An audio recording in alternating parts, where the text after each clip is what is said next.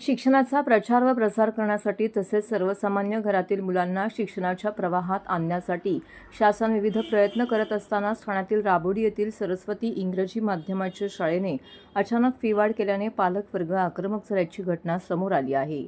शाळेतील विविध विभागामध्ये डिजिटल करण्याच्या नावाखाली ही फी वाढ करण्यात आल्याचं सरस्वती विद्यालय शाळा व्यवस्थापनाने पालकांना सांगितले. मात्र या निर्णयामुळे सर्वसामान्य कुटुंबावरील आर्थिक ताण वाढणार असल्याने पालकांनी याविरोधात आक्रमक भूमिका घेतली आहे. एकीकडे शासन शिक्षणासाठी विविध उपक्रम राबवत असताना अशा प्रकारे अचानक फी वाढ करून विद्यार्थ्यांवरती गदा आणण्याचं काम शाळा व्यवस्थापन करत असल्याचा आरोप पालकांनी केलाय.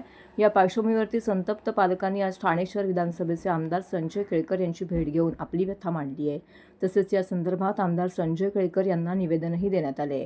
यावेळी आमदार संजय केळकर यांनी पालकांना आश्वासन दिले की सरस्वती विद्यालय व्यवस्थापनाशी चर्चा करून किंवा आवश्यक असल्यास शिक्षण मंत्र्यांशी संवाद साधून या प्रश्नावरती तोडगा काढण्यात येईल. आमच्या शाळेमध्ये आता इतकी फी वाढवली, म्हणजे टोटल सगळीकडे सीबीएसईच्या नावाखाली इतकी फीची जी वाढ करतायत ती आपल्या सर्वसामान्य लोकांना परवडत नाहीये ना.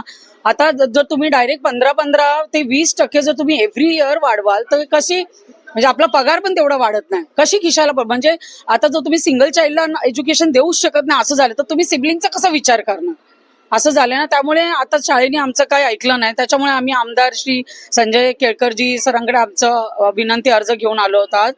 त्यामुळे आम्हाला थोडीशी फी माफीमध्ये थोडंसं हे होईल, त्यांचा सपोर्ट होईल. आता मी फक्त पहिलीचं सांगते, कारण माझं स्वतःची मुलगी आहे ना, ती पहिलीमध्ये. तर लास्ट इयर पहिलीची 47,000 होती, आता या वर्षी 65,000 आहे. सेम बुक्स आहे, सेम शाळा आहे, सेम टीचर्स आहेत, पण फी डायरेक्ट इतकी वाढवलेली आहे. म्हणजे आता ती काय वेगळं शिकवणार किंवा काय. आणि डिजिटलाइज केलंय युनिफॉर्म, की आम्ही डिजिटल लायब्ररी केलेली आहे, डिजिटल बोर्ड लावले आहेत, आम्ही एक लिफ्ट लावणार आहे हँडिकॅप साठी वगैरे. पण आता हे काय आम्ही पॅरेंट्स प्रपोजल घेऊन नाही गेलेलो आहे. हे त्यांचा फायनान्शियल बॅकग्राऊंड बघून त्यांनी ठरवलेलं असेल, पण त्याच्यासाठी आता तो आम्ही भूर्दंड का भरायचा. त्यासाठी घेतलं का या संदर्भात आणि किती मी आम्हाला आधी कोणाला सांगितलंच नाही. ते म्हणतात की त्यांनी सांगितलं, पण जे की आमच्या एकही पीटीए मेंबरला ते सांगितलेलं कोणाला आधी कळालंच नाही. डायरेक्ट आमचा आपला MCB ऍप असतो, त्या ऍप वरती डायरेक्ट आम्हाला ती फी शो झाली आणि त्याचं ड्यू डेट शाळेची लास्ट एक्झाम व्हायच्या आधीचीच होती, 1 मार्च असं. तर हे थोडं जरा अति होतंय. पुढचं पाऊल काय असणार पालकांचं? आता काय करणार दुसरं पाऊल आम्ही, आता केळकर साहेबांची एकदा मीटिंग होईल, त्याच्यानंतरच सगळं ठरेल ना. प्रशासनाने काय बोलणं, यांचं केळकर साहेबांशीच बोलणं झालं, मग आता ते मीटिंग करतील पुढे, मग सगळं कसं होतंय मीटिंग. हो, आमचं फक्त आम्ही आता सध्या विनंती अर्ज तर देऊ शकलोय. आता पुढे बघू मीटिंग कसं होते, काय होतंय वगैरे. आजच मीटिंग होती, हेच की हे सगळं मॅनेजमेंटनी ठरवलेलं वगैरे. तर यात काय कमी, फक्त सवलत देणार, मुदत वाढ देणार की तुम्ही एवढ्या ह्याच्यात तुम्ही फी भरू शकता आणि मग तुम्हाला जो 500 रुपये जो लागतो चार्जेस लेट फी वगैरे तो लावणार नाही. शाळेने इतकं आम्हाला हे दिलं, पण मग बाकी कमी होणार नाही हे त्यांनी सांगितलं सरळ असं. अनेक शाळांच्या फी जे वाढवण्यात आल्या, त्यामुळे मूळ कारण सांगण्यात आलं नाही, पालकांना विश्वासात घेतल्या नसेल.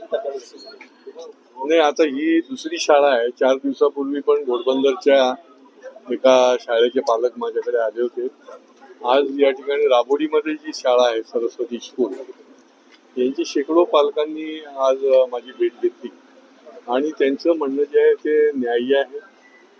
CBSEच्या नावाखाली अशा पद्धतीने फी वाढ करणं, पालकांना योग्य पद्धतीने न ट्रीटमेंट देणं आणि प्रत्येक वेळेला ॲडमिशन फी घेणं, ज्युनियर KGला, पहिलीला, 5वीला, आणि ती देखील हजारोच्या याच्यामध्ये, तर हे अन्यायकारक आहे. मी ताबडतोब शिक्षण खात्याशी संपर्क केलाय. सोमवारी अधिकाऱ्यांची पण माझी भेट होईल. शिक्षण मंत्र्यांशी देखील बोलणं केलं जाईल आणि या संस्थेचे जे संस्था चालक आहेत ते देखील भेट घेऊन सांगणार आहे. तर याच्यामधनं पालकांच्या बाजूने त्यांना योग्य तो न्याय देण्यासाठी जे करायला लागेल ते निश्चितपणे मी करणार. सर, पण एकीकडे सरकार म्हणते की सगळ्यांना शिक्षण मिळालं पाहिजे, मात्र अशा प्रकारे फी वाढ करून पालकांच्या खिशाला ताण देणं कितपत योग्य आहे? त्याच्यामुळे वाजवी फी वाढ जी आहे ती पालक मान्यच करतात, परंतु प्रत्येक ठिकाणी अवाजवी फी वाढ करणं जिथे हे अन्यायकारक आहे आणि त्याच्यामुळे हे कुठेतरी थांबलं पाहिजे. शेवटी शिक्षणाच्या क्षेत्रामध्ये एक योग्य पद्धतीने फी वाढ, त्यांनाही खर्च आहे ते म्हणतात, तर ती योग्य पद्धतीने ती फी वाढ झाली पाहिजे. आवाच्या सव्वा फी वाढ होणं हे कोणालाही जमू शकत नाही, परवडू शकत नाही. आणि निरनिराळ्या प्रकारे अमुक एक ठिकाणी तुम्ही गणवेश घेतला पाहिजे, अमुक एक ठिकाणी पुस्तकं घेतली पाहिजे, हे त्यांच्या दृष्टीने अन्यायकारक आहे.